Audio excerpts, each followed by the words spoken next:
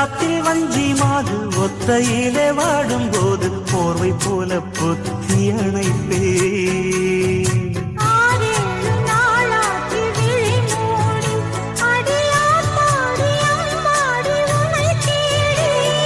நீதானே மானே என் இளஞ்சோ